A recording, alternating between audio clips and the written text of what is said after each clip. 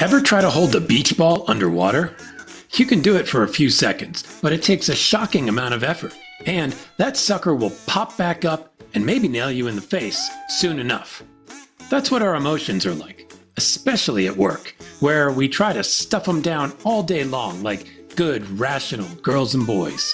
Except we're not rational. We're human, highly emotional meatbags under constant assault from a world that's gone mad. Pop, pop, pop. How can we lead in the midst of this craziness? Dina Denham Smith, executive coach, author, speaker, and today's guest on the DesuckifyWork Podcast, has some ideas. We can start by accepting that our emotions are normal, helpful even. We can learn to regulate them using simple techniques like brave, breathe, refocus, accept, verbalize, engage. And we can view them as information instead of judging them. What are they trying to tell us? And why does my eyelid keep twitching? Dina dives into all of this and more during our conversation, touching on a ton of helpful stuff she's outlined in her awesome new book, Emotionally Charged: How to Lead in the New World of Work. Speaking of awesome stuff, if you like this episode, please like, share, rate, review, subscribe, or consider sending a letter to your congressperson asking them to create an official Desuckify Work Day. Ask for a whole month if you're feeling frisky. Let the desuckifying begin. Here's Dina.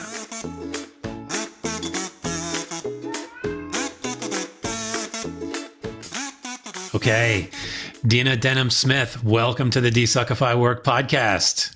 Thank you so much for having me. I'm really excited. I am excited too. You've got a lot of amazing stuff you're doing. You've got a great book. You've got all this good stuff. So before we dive in too deep, I'd love to give you a chance just to introduce yourself. You know, who are you? What do you do for work? And how did you come to be doing it? Thank you for that. I'm going to try to keep this brief because as with most people, there's a big backstory, right? Yes. But I'm an executive coach. I'm based in the San Francisco Bay Area. Mm-hmm. I work largely with senior leaders as well as their teams, helping them increase their effectiveness and cohesion, and concurrently their fulfillment in doing their jobs. Well, that sounds easy.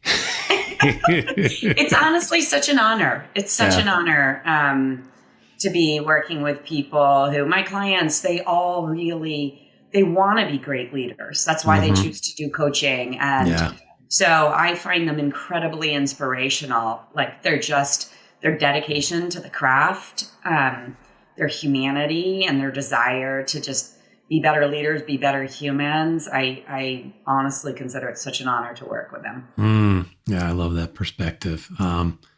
For you, I'm curious, you work with people who are trying to figure out how to make their work experience better, become a better leader. What role does work play for you in your life? Work plays a profoundly important role to me in my life. And I know this because I have had periods of my life where I have not worked, and I was able to experience that too. So, you know, in brief, when my husband and I had our children, our first child was born 4 months early. Like, do the math on that. He was 24 weeks. Truly almost didn't make it. It's called the edge of viability. And everything for me from a professional perspective came to a grinding halt. And I was just literally a member of the NICU. And I was there day in, day out for 4 months. And when he was healthy enough to come home, it was still like boy in the bubble situation. And I was like mom in the bubble with boy. And I've never questioned my decision. I wouldn't do anything differently. But that event took me out of work for a number of years. And I didn't recognize myself. I 100% had like this enormous like identity quake.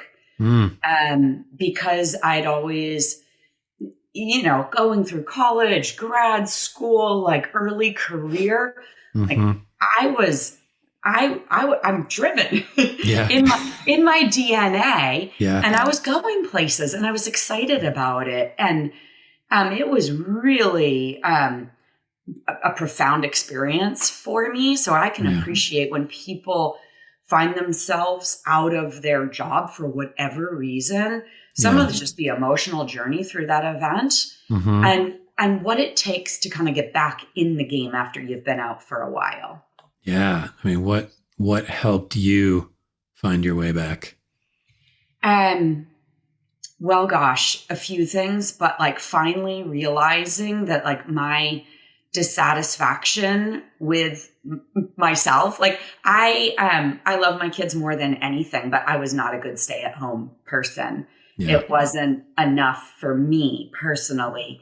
But I tried to cobble together different scenarios to try to kind of do the both and thing. And I took jobs that were truly like part-time, but like didn't make my soul like a heart sing. You know, I was really trying to kind of do it all. And I couldn't find a situation that worked really for me. I needed to go back full time, but I knew I needed to change things up and not go back into a 70-hour-a-week kind of career.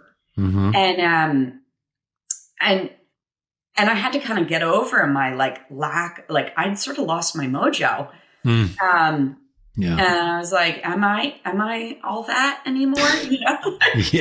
I hear you. And I just had to take the leap. I literally just had to do it. And it's shaped one of the things that I so strongly believe, which is you cannot think yourself into confidence.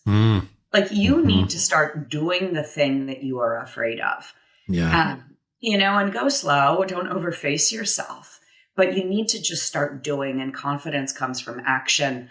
It doesn't come from, you know, thinking yourself and lots of mantras and all of that. Like you got to just go do the thing. Yeah. Wow. I mean, I think it's weird how our brains are wired to convince us otherwise, right? Because we can spend so much time trying to think ourselves into change, into feeling better about something, into reclaiming our mojo, right? It's like, you can speak it to yourself, but yet we learn by having our bodies actually do the thing and walk into the space and take the action. And I wonder for you, if did some of that experience, because it sounds weighted, right? There's a lot of emotions going on there. There's a lot of stuff. And now here you are, coaching people, helping them deal with their own emotional journeys, writing a book called Emotionally Charged, right? Like, did that experience prepare you for what you're doing now? Well, I think every significant experience that we go through in our lives can be this incredible opportunity to learn and grow stronger and become more compassionate. So I'd say yes, in short. You know, I've been fundamentally changed by that in way, like I wouldn't repeat the experience if I was given the choice. But since I don't have the choice to rewrite it, I'm better for it. I'm so much better for it as a parent, as a leader, as a coach, as a friend, as a mom, you know, like I think we can do a lot with our most difficult times. Yeah.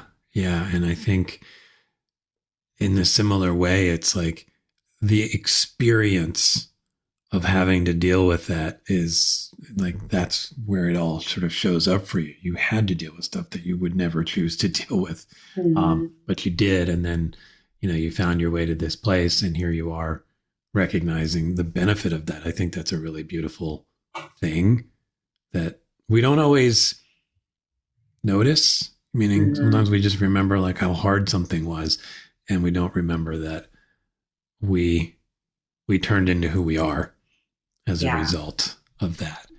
I want to dig in a little bit to your book and the work you're doing, and maybe even just acknowledge sort of the state of the world and the world of work we're in right now, right? I mean, I think there's so much stress, anxiety, uncertainty going on. And I'm curious from your perspective, like what are you noticing in the world, and how are people showing up when they first get a chance to speak with you?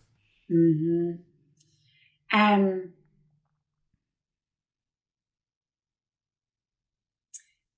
What I'm noticing in the world is might make me cry. No. What I'm noticing in the world is first off, I fundamentally believe that we as humans have not healed completely from the isolation and the terror of the pandemic. Yeah. Mm-hmm. I believe that largely speaking, like cortisol levels are just generally a little bit higher. Yeah.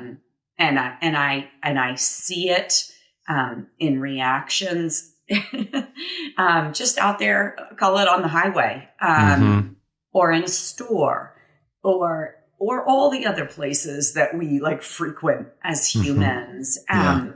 I don't see it so much in, call it, initial meetings with leaders, because the context is so different, right? Yeah. But what I am noticing there is that people are coming in a little bit more raw, a little bit more overwhelmed, a little bit more like, do I really want to be doing this? A little bit more, can I really sustain this pace? A little more, holy cow, I'm in over my head with some of the situations that are showing up at my desk, whether it's like a virtual desk or they're literally back in the office. Yeah. So leadership has always been such a demanding role that really part of the reason that my co-author and I wrote this book is the demands are so much higher now because of some of the shifts in the workplace. And I see that. Yeah. I mean, what are you noticing in terms of that? I mean, there has been so much change, and I agree with you on the pandemic thing. I think it really jolted us. And I think, I'm not sure we've sort of fully come back to baseline. I think it almost feels like a new baseline for us is that slightly elevated cortisol state. And then you throw on the influx of rapid change technologically, AI, all this stuff. And it's like, I'm not shocked that people may be showing up with some of what you're talking about. Yeah. But what are you noticing in terms of those demands, particularly like the emotional demands that show up for people? What's going on there? What is going on here? Well, there, as you mentioned, there have been changes in the workplace, and many of these changes, they were accelerated by the pandemic. Yeah. We talk about in our first chapter sort of these 4 broad shifts in the workplace that have increased the demands on leaders. And they were these shifts, they were simmering along at like a nice and a comfortable pace before the pandemic. And then the pandemic just like threw these things like from a simmer to a boil.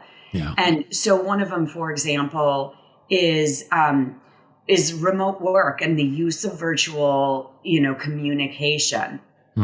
So sure, people are going back to the office, but we're still using virtual communication far more than we did before the pandemic. Another shift has been really this sort of influx and acceleration of AI. We have an increasingly diverse and polarized workforce, right? And the polarization, it's strong across a few different factors. And then last but not least, but during the pandemic, people started to really like step back and think about like, what do I really want out of my life and work? Yeah. And employee expectations for leaders in their workplaces heightened. Yeah. Well, all of this is showing up for leaders now. They're on the front lines of the emotions in their workplace. And all of these things have really increased the stakes. Yeah. So it's, it's harder to build trust and connection with over Zoom. Yeah. And with distributed teams. You have more conflict on teams that are increasingly diverse or polarized. When you've got these higher expectations from employees that you are there to support them personally, not just with their job, you are ending up having conversations and being expected to support employees in ways that you never have before. And meanwhile, you need to be doing all of this while driving performance at a relentless pace. Yeah. So, my goodness, like we expect leaders to be like humble but confident, right? To display just the right amount of authenticity. Too much, and then they lose credibility. I mean, we are asking for this incredible, like superhuman role from them, and it just it's a lot. Yeah. And so then their emotions are heightened in this, and they haven't been equipped with like the tools, the strategies, like proven techniques to help them manage all of their emotions, as well as all of the ones that they need to now deal with their people. So go figure. They're stressed. They're burnt out. Yeah. We did a survey. It was well over a year out of the pandemic.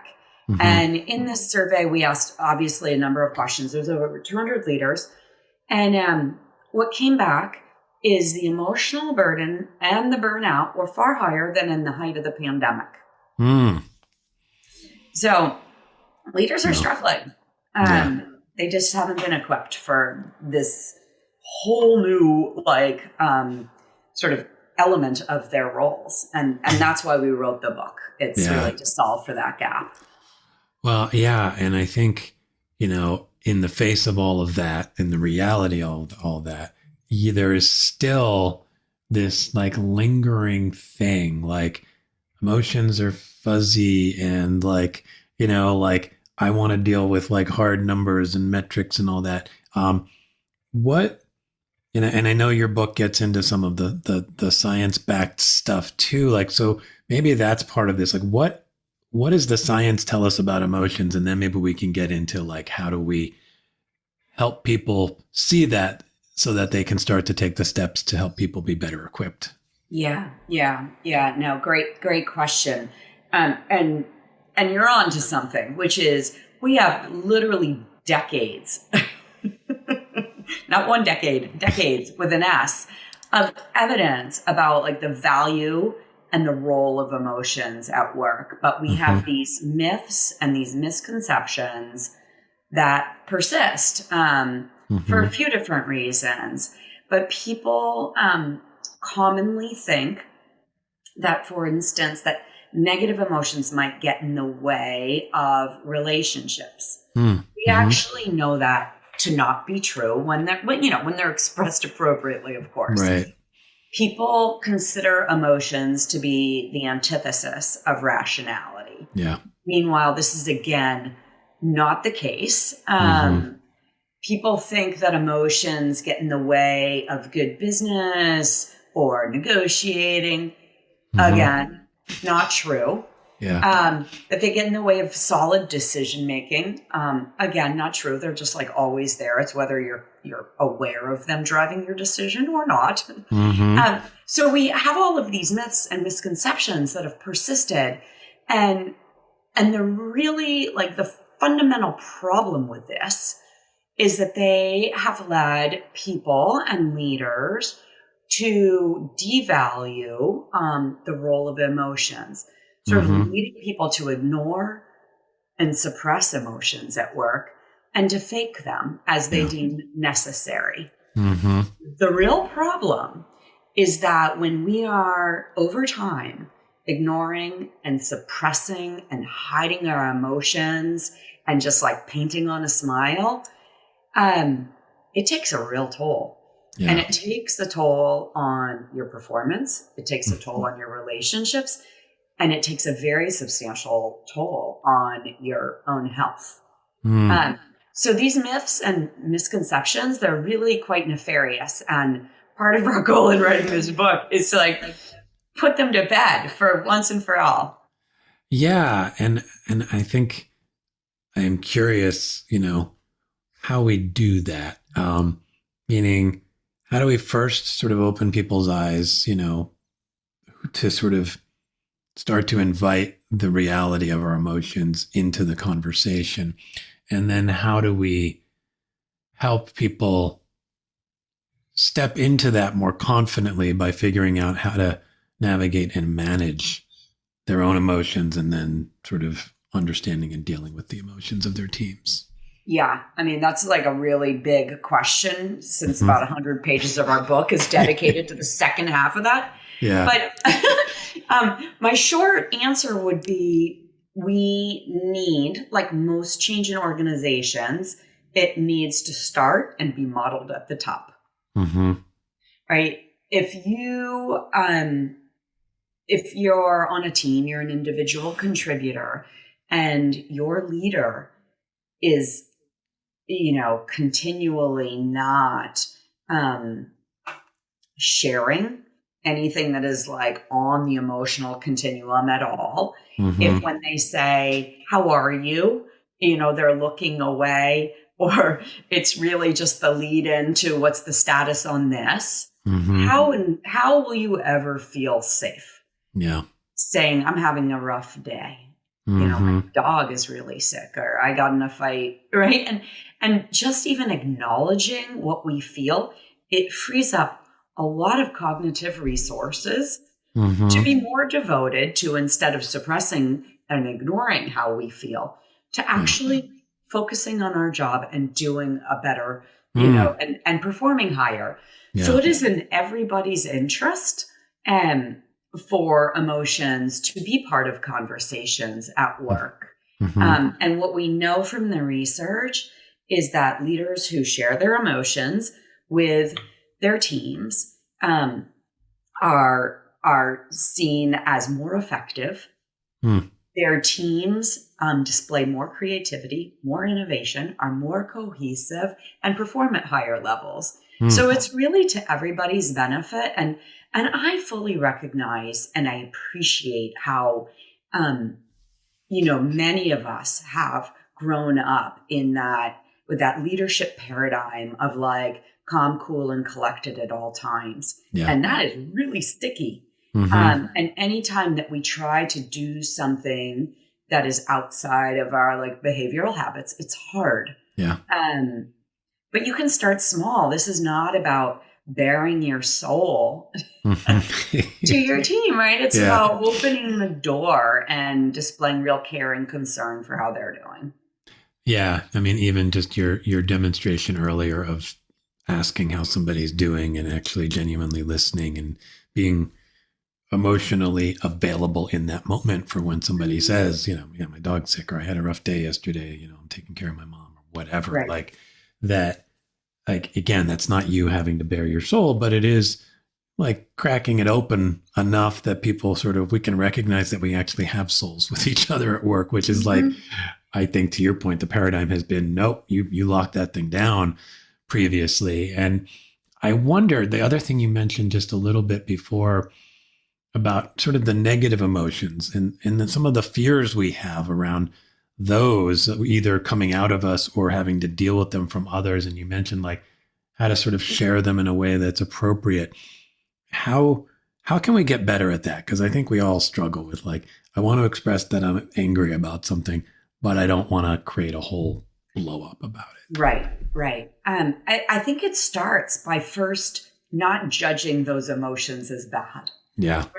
I think especially here in the United States, we have a tendency to feel as though the emotions that sit on, call it the more positive end of the spectrum, those are good emotions. Those are appropriate emotions. Those are the emotions to display and bring into your team.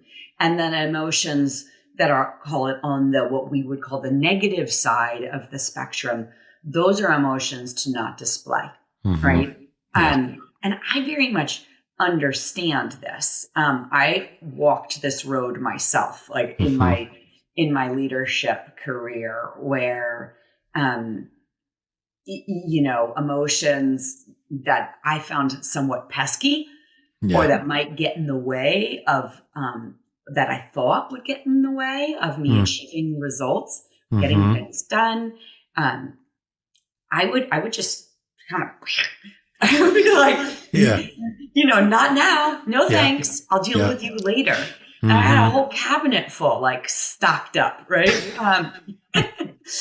And it's because we put this value on emotions. Here's the thing. Emotions in and of themselves do not, whether it's a good emotion or a bad emotion, there's no such thing. What emotions are is information. Yeah. Mm. And whether it's an emotion that's more positive or an emotion that is not quite as positive in your mind, it's irrelevant. Emotions are information, they're data, they are feedback that we can use to improve our decision making, to improve our career success, to improve the way that we relate to others, to help us be more empathetic. And so I think it all starts with stop putting like good versus bad labels on your emotions. They're actually all valuable. Yeah. Because I think that's like the first gate, right? Yeah. And so we got to open that gate before we can even start to think about, okay, I'm feeling this thing. What do I do with it? Yeah. That rings very true for me, because I know I have that internal bias. It's like, I'm angry. I don't want that, or I'm judging it. Or if I feel it from others, I'm like, get that away from me, so to be open to viewing it as information. And then, where my head then goes, if this is information, can I get curious about it? Like, what is this information trying to tell me? Why am I feeling that? Why might somebody else be feeling that? And can I articulate that either to myself or to another person? In an office setting, I can imagine that can still feel a little uncomfortable. You've gone through this gate. You're kind of like, okay, if somebody shows up with anger or sadness or frustration, I'm going to resist labeling that. Now I'm like, okay, I'm going to try to be curious about that, but I feel woefully unequipped because I've been cramming that stuff down for decades.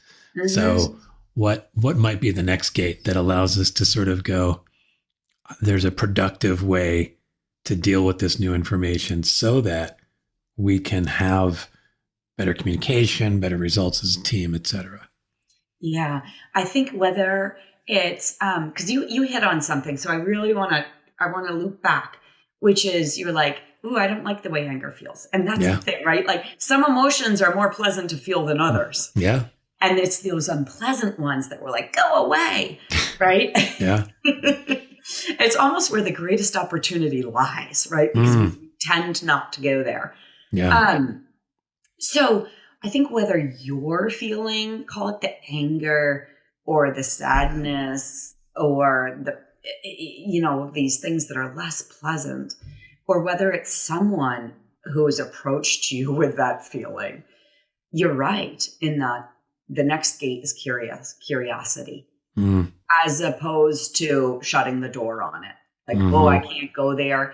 I don't like the way this feels, or I don't know what to do with this. Yeah. Right?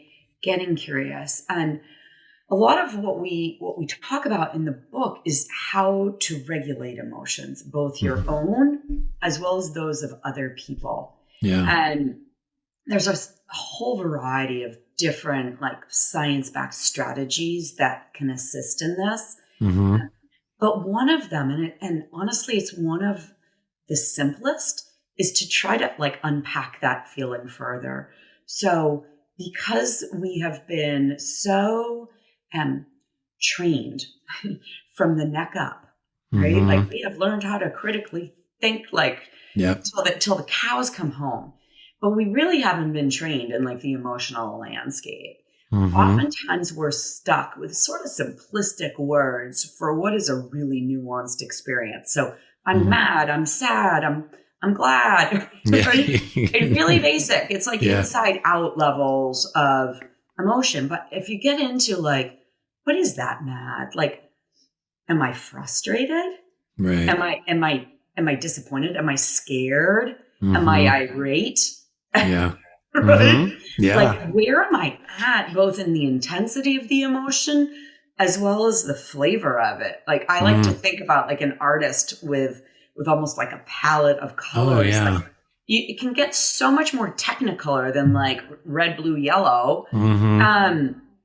And same with emotions. And when we dive in and we try to like understand, what is this thing that I'm like feeling? It helps us regulate the emotion, like attenuate the actual experience of it. Mm-hmm. It also helps us determine, what should I really do with this? Yeah. Because here's the thing. Like, let's say that you feel really disappointed about something. Mm-hmm. Like, what's underneath that disappointment? Is it like regret that you didn't like give it your all or try this one last thing? Mm-hmm. If so, that suggests like maybe you change your course of action, right, to prevent something from happening again. Mm-hmm. Versus like, let's say you're disappointed because something kind of like didn't go your way at work. Yeah. And you feel like hurt and somewhat betrayed by somebody else Mm-hmm. who maybe had promised you this promotion, who knows, right? Yeah.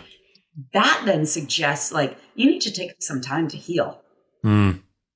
Right. So emotions, like, this is what I'm saying. Like, there's like so chock full of useful information. Yeah. That when we unpack them, they really help us. Like, it helps us like handle the emotional experience better, such that we can be our best selves in the midst of like very difficult circumstances. It also helps us understand like, what's my next best step. So when we ignore them, we're like literally missing out. Plus, we're hurting ourselves. Honestly, like health-wise, and we can go into that rat hole if you want. Like, wherever you want to go.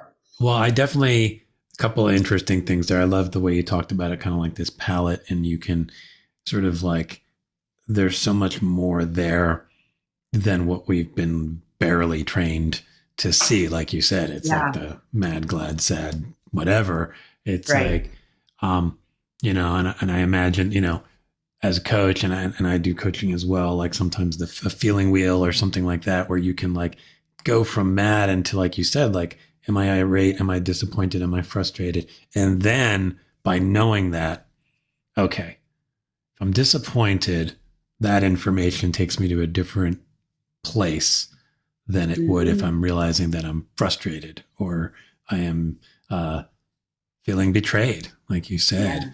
Yeah. And I think what I hear in all of this is simply the process of doing this is part of the regulation. 100%. Yeah.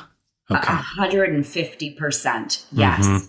And in the most simple of like, not like, the part of me that like loves and appreciates neuroscience does not want to say this next sentence, but in very simple ways, your limbic system, which is, certainly part of your brain's networks that deals with emotional processing, and your frontal cortex, which is largely, about thought and sort of executive functioning. Yeah. They work like a seesaw. And so when you're just like, like a bundle of like emotions, and, your limbic system is like activated, like when you go into your prefrontal cortex to be like, what exactly is this mad? Like, what's in this mad? What are like 2 to 3 more specific words I may be able to give it? You're engaging your prefrontal cortex. Yeah. It tips you into this more regulated place. This is superly overly simplified, but the sort of like the visual of a seesaw. Yeah. I love that Mm-hmm. as a way to be thinking about it, because it in sort of the grossest terms, that is more or less the way it works. I appreciate it because I think, most of us probably don't have the deeper level insight into the neuroscience of all the stuff that in terms of how our stuff is working. And so you can easily imagine if you're sort of particularly kind of rapidly bouncing back and forth, that how disruptive that can feel. Yeah. And that if you allow yourself to more thoughtfully engage, I'm going to, go down into my own body and feel the emotions a little bit. Now I'm going to think about them. Hopefully you can imagine then getting to that sort of sense of balance, that I know how to carry my emotions and my thoughts about my emotions at the same time. And then I imagine we have better conversations, we have better interactions with people. And now I would imagine, and tell me if this is true, that by doing that work inside of me, I can appreciate that everyone else has to do that work, and I can be more sort of empathetic to what's going on, so that when somebody shows their anger front and center at me, I can almost bring that same process to their emotions. Yeah, you can bring a lot of empathy and compassion for that experience of being triggered. Yeah. And this is largely what the book is about. It's about providing like a very adaptive strategies for handling our emotions, because we all get triggered, and it's sort of like, how do you handle that? Like, we don't want to just like suppress our emotions over and over and over again, because that buys us a world of trouble ultimately. Yeah. So what are things that you can do that are not suppression when you have that moment of going from like, I'm having a decent day, to like, whoosh, there goes your blood pressure, right? Yeah. It happens to the best of us. Yeah. I just wrote a book about it, and it's like, it still happens to me, you'd think, right? Yeah. But we provide in the book, there's a framework called Brave. And it's more or less 4 things that you can do really quickly to regulate your emotions when you're in that, like, where like, just like on the flip of a dime, like you find yourself in a more unregulated state. Okay. So there are a number of other things we can do that don't involve like breaking out the feelings wheel and, yeah. And honestly, one of the first ones, and I'll whip through them real quick. Yeah. B stands for breathing. When we bring our focus to our breath and we slow our inhales and deepen our exhales, we're again sort of toggling our body from that fight or flight sympathetic nervous system response into that rest and digest parasympathetic nervous system. And we're doing all of that because our breathing very much like influences our vagus nerve, which influences. So it's really simple, just taking a few, like a couple deep breaths. R is for refocusing. And like you even mentioned, like thinking about, where do I feel this in my body? Or looking outside the window and being like, how many different colored trees do I see? But shifting your focus away from the sort of the trigger can again be a very grounding thing. A is for acceptance. This kind of goes back to what we were talking about before. Too often we judge our emotions or try to push them away. And simply saying, I feel so frustrated right now. And that's totally natural given the situation. It's a really powerful and simple emotional regulation strategy. V is this whole notion of like putting words to your emotions, verbalizing that we've discussed. And you can run through BRAV, right? Breathe, refocus, accept, and verbalize in 30 seconds or less, pretty inconspicuously. And then E is for engaging thoughtfully. So this is just one example of really science-proven strategies that can help leaders handle their own emotions in the workplace, as well as potentially give people on their teams who have harder time handling their emotions tools. Yeah, I like the simplicity of that, the the quickness of that. And I think, one of the things that shows up when we think about emotions at work, I think inevitably somebody starts thinking about somebody that they maybe defined as a difficult person. Like, well, I'm okay with sort of this range of emotions at work, but what about when somebody gets to the more extreme? And I wonder, in a situation like that, one, if simply having the tools to regulate our own emotions in the face of that feels like a big first step. And then how might you, if you start to get your own self regulated about somebody who seems difficult to you, and maybe there's even consensus, like a lot of people are like, Steve is just tough to work with. How can you engage productively there? You've maybe gotten your own reactions okay around it. How do you engage with somebody that invites them to start to take the same steps maybe you started to take as a leader? I think the first thing I would advise is that you think to yourself, why would a perfectly rational and, albeit good human act like this? Like, what might be behind this? Because oftentimes people's most unproductive strategies, they come from somewhere that is, hard and hurtful. And just inviting a little bit more compassion into how you think about and interact with that person, it can open up a new way of communicating with them. And anytime you change the way that you communicate or relate to another person, it's going to shift the dynamic. Yeah. Because it's just, we're not born like bad. There are no bad babies out there. Right. Yeah. Like, babies are just curious, good little beings who want to be loved. And life is really unfortunate for some people, really unfortunate. And they can develop habits and strategies that don't serve them as adults, but are deeply rooted and come from like a really sad place. And so I think the first thing I would say is like, invite a little bit more compassion into how you think about this person, because it will change the way that you act with them, and that might change the way that they relate to you.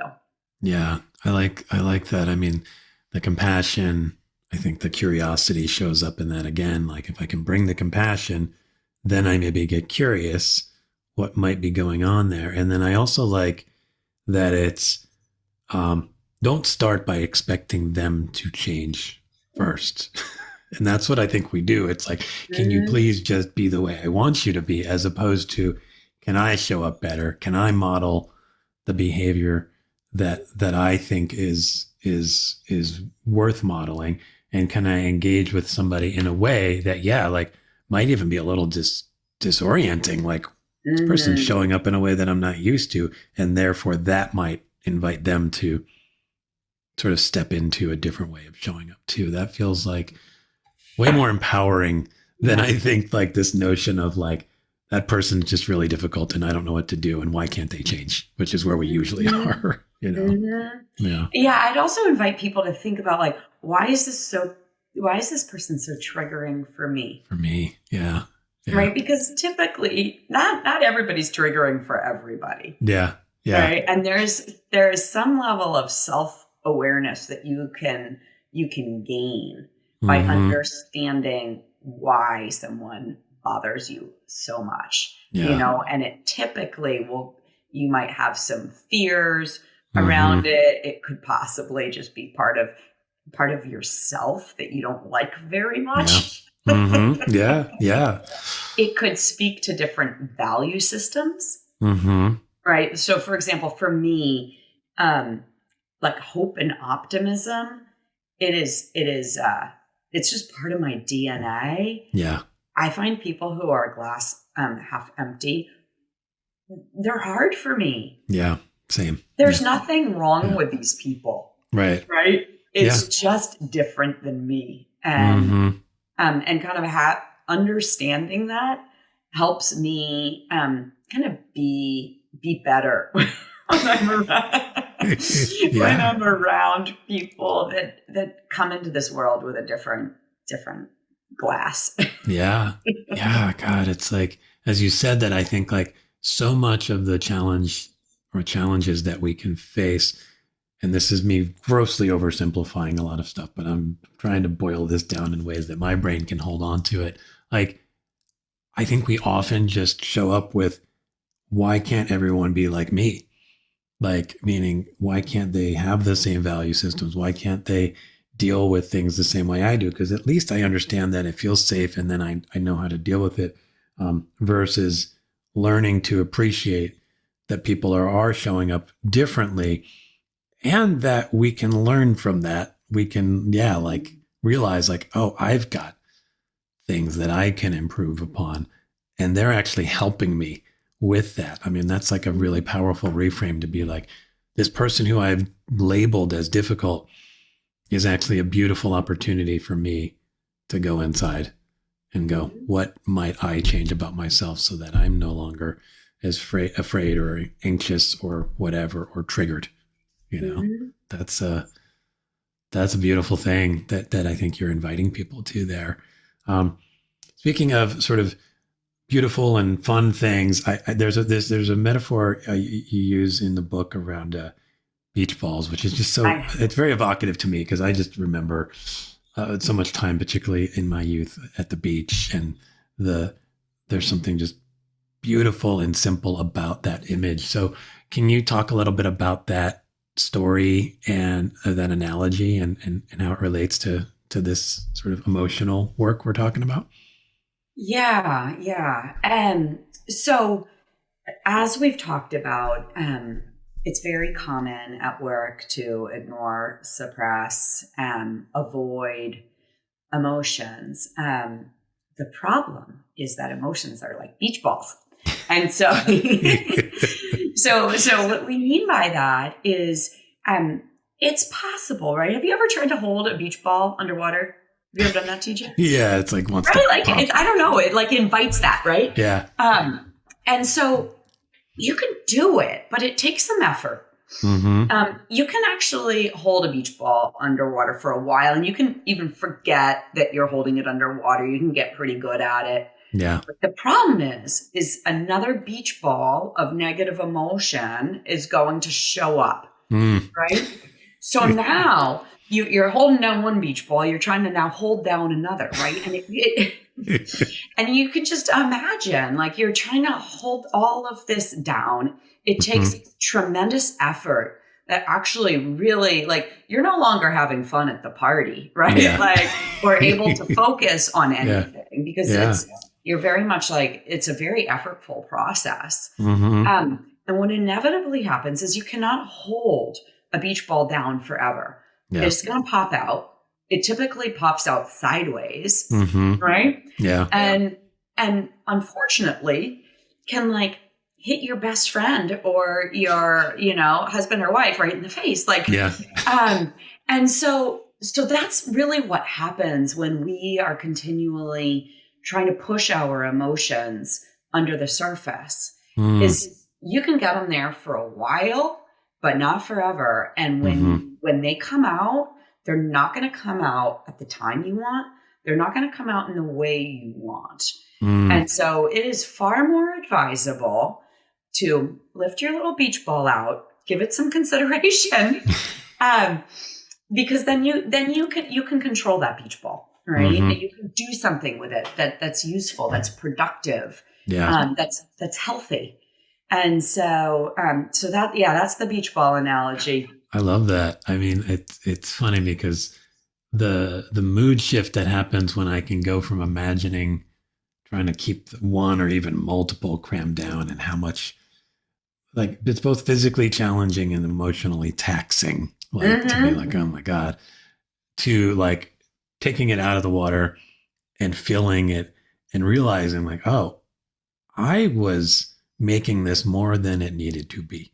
Yeah. By doing that. And now it's like, it lightens it, and it's like, oh, now I know what to do with this, and I can choose multiple things, but suddenly that whole weight has been lifted. So I really love the beauty of that. As we start to wrap up here, I wanted to give you a chance to ask you a number of questions. Do you have a question that you would like to pose to our audience for them to consider as it relates to all this stuff? Honestly, if any of you have read or do read my book, what I want to know is like, how can I help make this even easier to implement? Like what could I do to help bring this further into organizations? There truly is such a need. It will be to literally every human's benefit. Yeah. And especially to leaders who are dealing with such exceptional demands. What I'd really want to know is like, how can we make these tools even easier to access and use than they are? There's just there's so much opportunity. Yeah. And I just want to help everyone capitalize on it. So that would be my question. I think I've given a bunch of sort of more philosophical ones over the last hour. This one's abundantly practical. It's practical. I love it. And I am excited to see what people think, because I agree with you. It's needed, and there's a lot of benefit that happens the more accessible we make all of this learning that you're sharing here. I would just say it already feels quite accessible just by the way, like you've found ways to break it down in really beautiful ways. So thank you for that. Kind of piggybacking off of that, in the conversation we've had, if you could just wave a magic wand and make the world of work more fully desuckified, what does that world look like to you? It's such a funny question, because I was literally thinking about this the other day. So I have 2 dogs. They have like hair, not fur, because my husband has dog allergies. Got it. Okay. So I'm taking them to the groomer for a haircut. And you'd think, like, your dog, like, is this going to be a great experience? Probably. But my dogs are literally banging down the door of the groomer. They can't wait to get in there. Yeah. And they're like scratching, they're up, they're whining. They That's cannot so wait funny. To get into like the back of like the groomers to and I thought to myself then, I was like, God, what would it be like if this is how people felt like to go to work? Like, let me in, right? Like, I cannot wait to be here. I can't wait to see you. I can't wait to dig into like what's on my plate. Like, let me in. I'm ready. And I mean, it just struck me because I was like, my dog's can't. I'm so happy my dog's like the groomer, but I really was thinking about work and like, God, imagine if this is how people felt. That would be desuckified. Yeah, that would be amazing. And I think some of us are fortunate enough to have had at least those at moments in our careers. But I appreciate that what you're doing is giving people more access to that feeling, you know, by helping people learn to embrace the emotional side of work as an opportunity to feel wonderful and find meaning and find joy in it by being better at dealing with our emotions. The whole scope of work opens up 100%. And that possibility shows up. 100%. We talk about engagement. Like it's, like people are engaged with their work, right? It's even that is a very heady thing. It's like engagement is emotional. Right. Engagement is emotional. So if you want your people engaged, like feed them emotionally. Yeah. That's a beautiful line right there. Speaking of fun things, we talked about the beach ball and all that. Another fun thing that I like to do is have some sound effects in my show. If you listen, you'll hear cat sounds and other sounds from our guests and other stuff. Like it's sort of the same space, right? It's emotionally generative for me to have some fun. And I believe work can be fun and talking about work can be fun. So do you have a sound or sound effect that you can add that we will put somewhere in the intro to your episode? I can. Will you share the reason for my sound? Yeah, sure. All right. All right. Do you remember Ferris Bueller's Day Off? Mm-hmm. And Cameron and Ferris are they've just taken Cameron's dad's Ferrari. Oh yeah. And they're like they're heading out, and there's this song that's being played by this band like Yellow from the 1980s or whatever. And throughout the song they're going bow bow chick chicka chicka. I just love that sound, and I also think like if Desuckified workplaces were to have a sound, it would be that. Oh God, yeah. I mean, well, yeah, right? Because you feel the energy of like release. Yeah. From that freedom to be. That just charge of like. Yeah, there's driving energy. A Ferrari. Like. Yeah, like life just got really interesting. Yeah. Oh my God, that's perfect. And yeah, I will share the sound as well as the reason behind it for sure. The last question before we drop here is just how can people find you so they can learn more about what you're doing, your book, and all that good stuff? Thank you. My website for sure, that's Dina, Dinad, Smith.com is one key place. The other place you'll find me is on LinkedIn. I'm there under my full name, which is Dina Denham Smith. Awesome. Well, I invite everyone to check that out, as well as checking out your book, Emotionally Charged, because as we've discussed, it's just so important. And it is the key to us feeling like your dog's at the groomer. So let's make that happen. Awesome. Well, Dina, thank you so much. And thanks for coming on the show and being amazing. Well, thank you. All right. Bye-bye. Bye. Thanks, everyone, for tuning in to the DesuckifyWork Podcast. And a huge thanks to Dina for bringing practical and science-based insights to the show. You can follow Dina on LinkedIn and check out her site at dinadsmith.com, where you can learn about her book, her coaching practice, and her experience as a competitive equestrian. If you enjoyed the conversation and would like to dive deep into some of your own challenges at work, I invite you to schedule a free half-hour discovery session where we can explore new Desuckified possibilities for your future. Bye, everyone.